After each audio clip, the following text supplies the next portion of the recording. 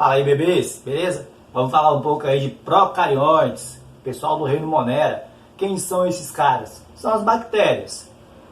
Só isso? Vamos falar de algumas características deles.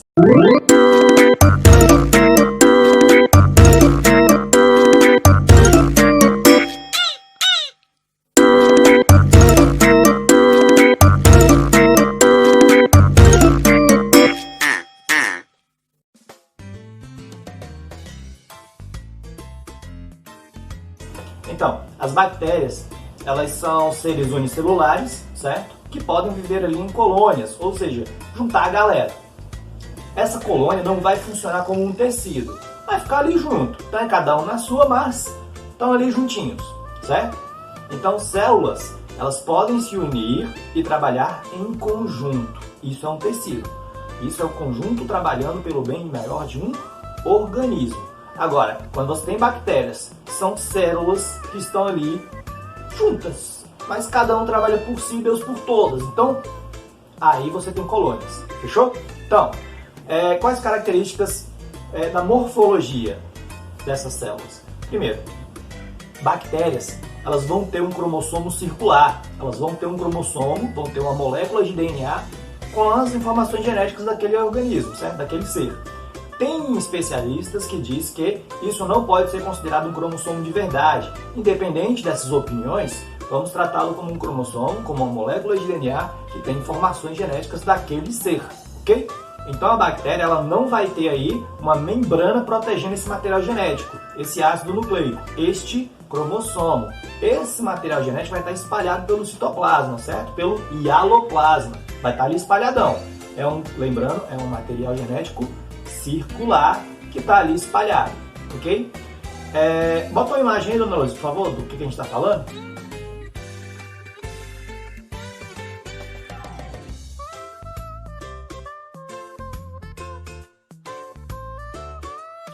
E agora vamos falar de uma coisa muito particular, muito bonitinha e muito interessante das bactérias, que é o plasmídio. O plasmídio é um DNA circular, outro tipo de DNA, tá? Que a bactéria tem. Então a bactéria vai ter esses pequenos fragmentos, esses DNAs aí extras, para uma coisa muito especial, se proteger. A bactéria tem esses plasmídios que têm duplicação independente, certo? Quando a bactéria for se duplicar, ela vai duplicar o seu material genético e se dividir. Agora, o plasmídio, assim como as nossas mitocôndrias, ele tem um material genético de duplicação independente, certo? Então os plasmídios, ele vai servir para a bactéria trocar informação genética com outra. O que isso quer dizer? Como é que isso funciona? Primeiro, eu sou uma bactéria e os pesquisadores descobriram um antibiótico para me eliminar. Ok, eles descobriram um antibiótico com base nas minhas características biológicas, né, com base nas minhas características genéticas. Eles descobriram ali um antibiótico para me combater. Ok, e se eu trocar essas minhas características genéticas? Aquele antibiótico vai continuar fazendo efeito? Não. É isso que é a função do plasmídio.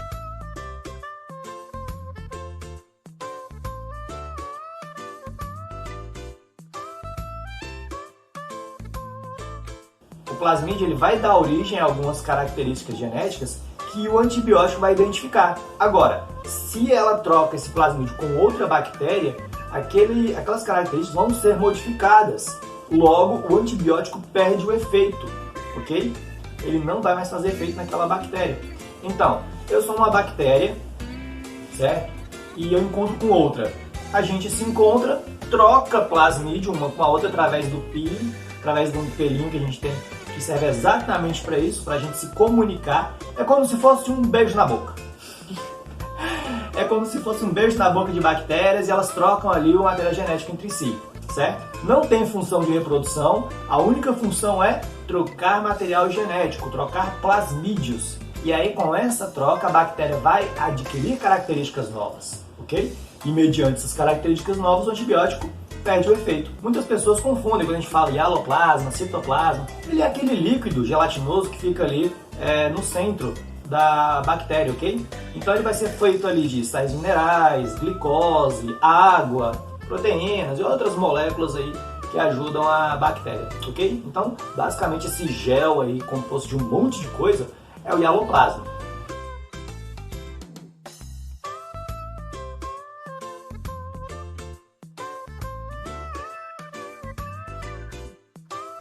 ribossomos, as organelas mais presentes na bactéria, vai ter a mesma função que tem para nós, produzir proteínas, principalmente, ok? Então eles vão estar lá, na boa, produzindo proteínas para essa bactéria.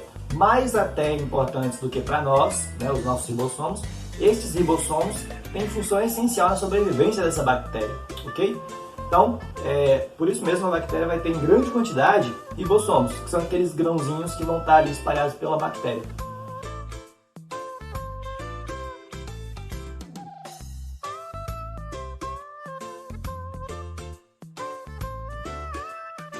Então, muitas vezes você vai encontrar imagens. Dona Lourdes, bota essa imagem para nós, para ficar bem didático, bem bonitinho.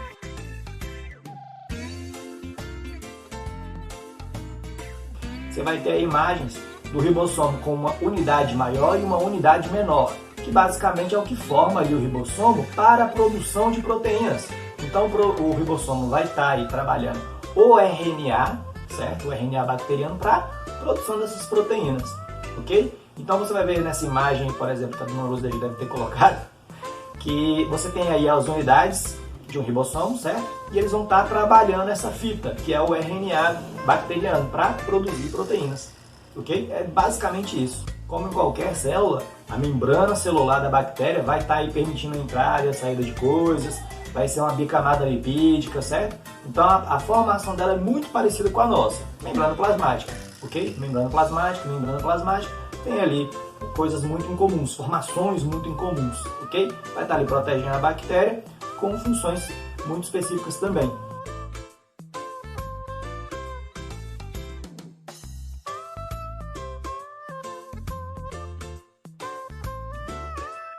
Parede celular. A parede celular vai dar uma proteção, zona extra para a bactéria e vai dar forma para ela, certo? Então a parede celular, ela é mais uma proteção, vai dar a forma da bactéria quase como o nosso esqueleto, ok? Que nos confere aí sustentação e proteção dos nossos órgãos vitais.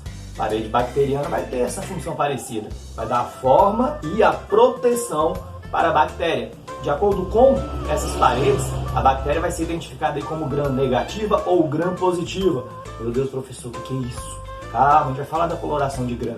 Coloração de gram é o método pelo qual a gente identifica as bactérias, se elas são positivas ou negativas. E para que é isso? Vamos falar a respeito.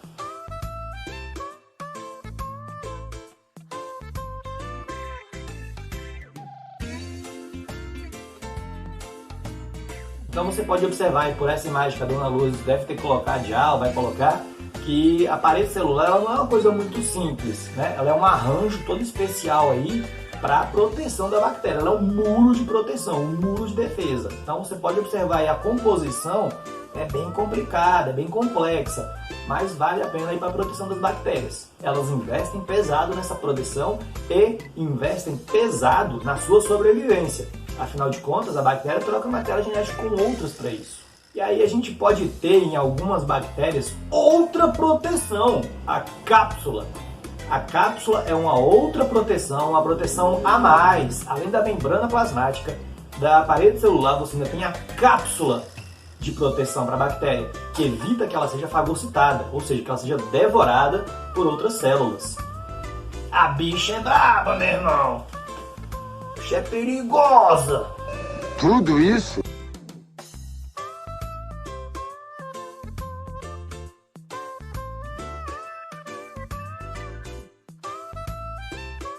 Muitas bactérias vão ter o flagelo. Um flagelo igual aquele espermatozoide serve para mesma coisa, locomoção. Flagelo na bactéria para ajudar ela a se locomover, ok?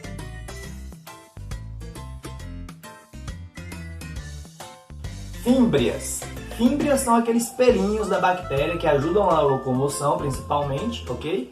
E tem uma fímbria específica chamada pili, pili sexual, que vai ajudar na conjugação. Eu acabei de mencionar que a bactéria troca material genético com outras, né?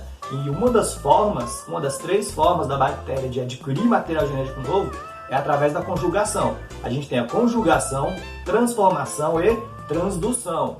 Então, a conjugação é o ato da bactéria se juntar com outra e através dessa pili trocar material genético, que é o plasmídio. Então, o plasmídio atravessa essa pili sexual, nessa pili que serve para conjugação e troca material genético. Embora tenha um nome sexual, né, ela não vai ter a ver com reprodução sexual, ok? Tem a ver com troca de material genético.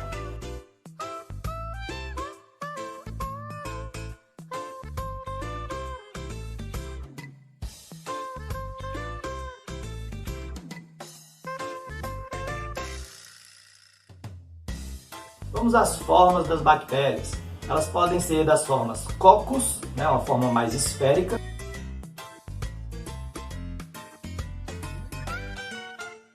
Elas podem ser bacilo, forma de bastão, bastonete, ok? Pode ser também em forma de vibrião, que é como se fosse um bastonete quebrado, meio torto, né, também chamado de vírgula.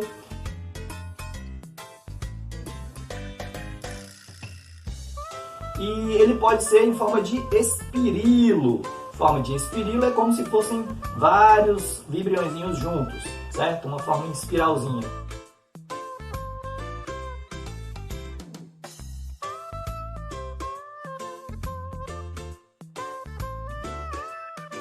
E aí você vai ter os agrupamentos, as colônias. Como eu já falei antes, não vai funcionar como tecido, ok? Então, dos cocos, você pode ter diplococos, 2 cocos juntos.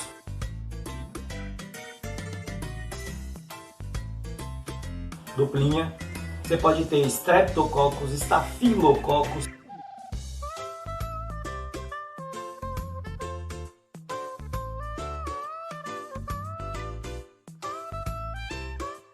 O que isso quer dizer? Calma, a gente chega lá.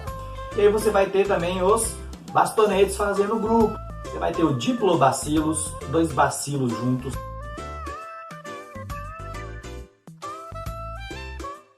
Você vai ter o streptobacillus, ok?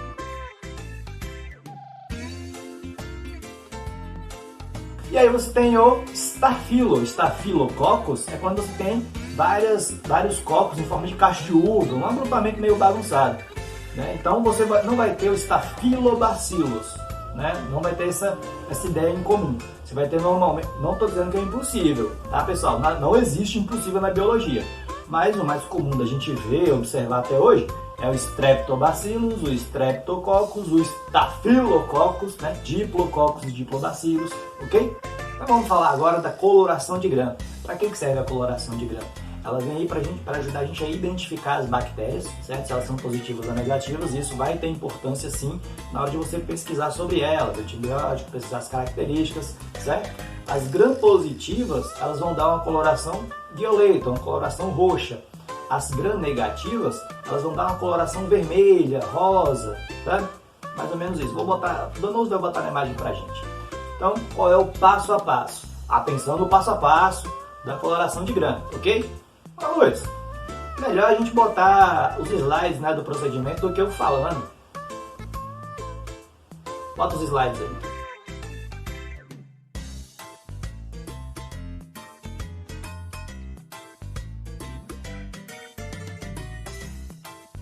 Então, primeiramente, você vai pegar a lâmina contendo o esfregaço, contendo a amostra, e vai jogar um pouquinho de violeta de metila, que é uma substância química para agir com a amostra, ok? Vai deixar ali durante alguns segundos.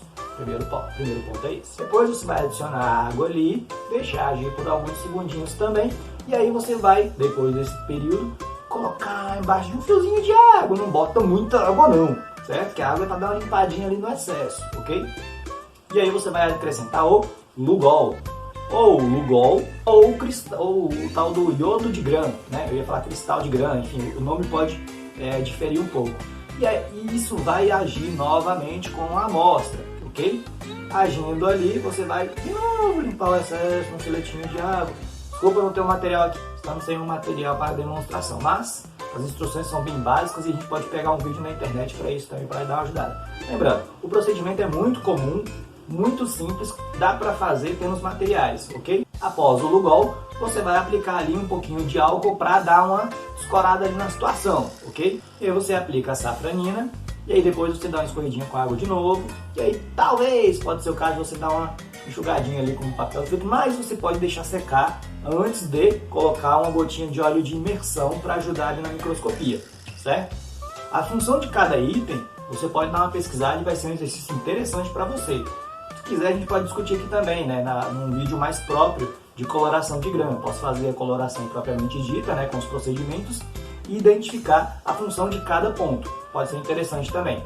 Então, após tudo isso, você vai fazer a identificação aí das bactérias, se são gram-positivas ou gram-negativas.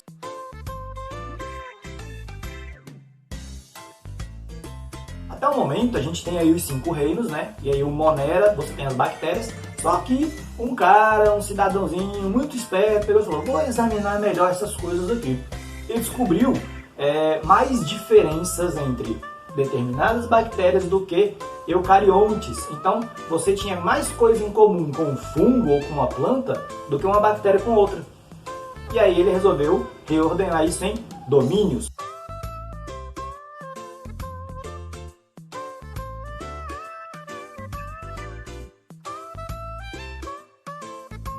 O que são os domínios? São uma nova classificação, ainda não muito bem aplicada, né? Tem especialistas que discordam dela. Na minha opinião, como profissional, faz sentido, né? A observação do cara tem sentido ali sim. E ele resolveu organizar aquilo em domínios. Os domínios são arqueobactérias, eubactérias e eucária. Os eucariontes, né, são todos os organismos eucariontes. Protista, animalia, planta, fungo, todos os eucariontes estão ali. Todos os 4 reinos. E aí o reino Monera foi dividido em 2 domínios. São quem? São eubactéria, né, as bactérias que a gente conhece normalmente, né, as bactérias mais comuns, eu de verdadeiro bactéria, e o arqueobactéria. Esse nome arqueo vem de antigo, que é as bactérias que elas simbolizam os organismos mais primitivos que a gente teria no nosso planeta, certo? Então essas bactérias elas são encontradas em ambientes extremos, extremamente quentes, extremamente salgados, extremamente ácidos, representando aí organismos que viveram na época da Terra primitiva, certo? Os primeiros organismos, por isso arqueo.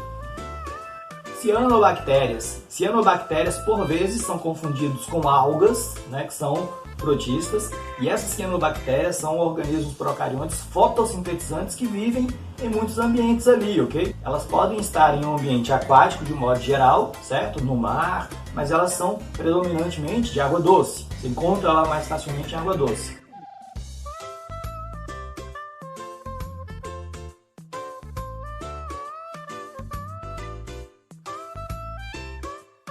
O nome ciano, azul, né, vem exatamente disso. A gente olha e fala, olha como é bonitinha. Cuidado, algumas delas podem liberar toxinas na água. Toxinas que podem ser perigosas para o organismo como o nosso. Então a gente começou a falar um pouco a respeito da reprodução das bactérias, lembrando, elas fazem aí cisciparidade, divisão binária e bipartição, que é a mesmíssima coisa. Os nomes são diferentes, mas é a mesma coisa. É a bactéria se dividir sozinha, ok? Ela mesma se divide. Esse é um processo extremamente simples, rápido e eficiente, mas não tem variação genética. O ato de não ter variação genética pode ocasionar muitos problemas, né? Problemas que a gente pode discutir, inclusive, em outro vídeo falando de evolução, né? Que é bem próprio disso.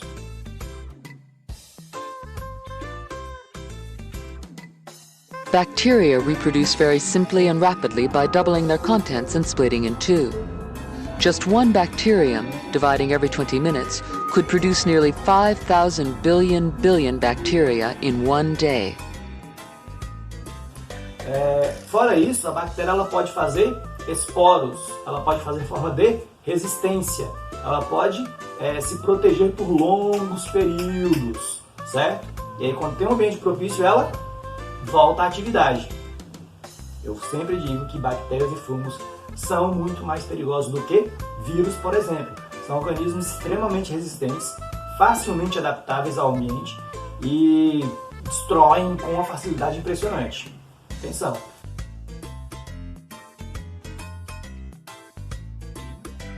E aí você tem os modos de troca de material genético, conjugação, já falei a respeito.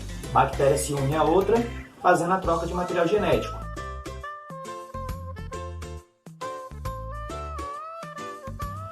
Você tem aí a transdução também. O que é a transdução mesmo?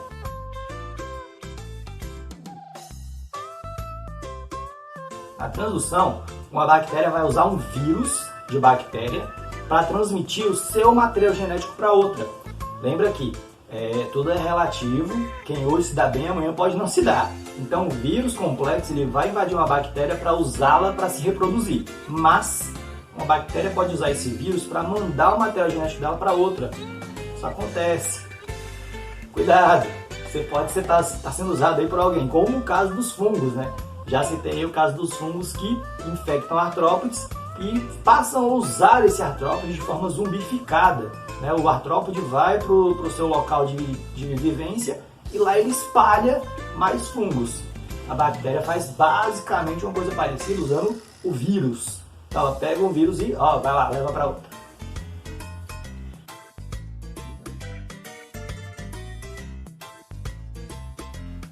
E a gente tem a transformação. O que é a transformação? Na transformação, a bactéria vai pegar material genético que ela encontrar pelo meio, e isso acontece das mais variadas formas. Pode ter sido uma célula, uma bactéria, alguma outra coisa, qualquer coisa que perdeu, foi destruída e material genético está lá espalhado pelo meio, a bactéria achou, pegou para ela. Transformação, ok? Qualquer organismo foi destruído ou sobrou um resto de material genético ali, a bactéria pega para ela e usa.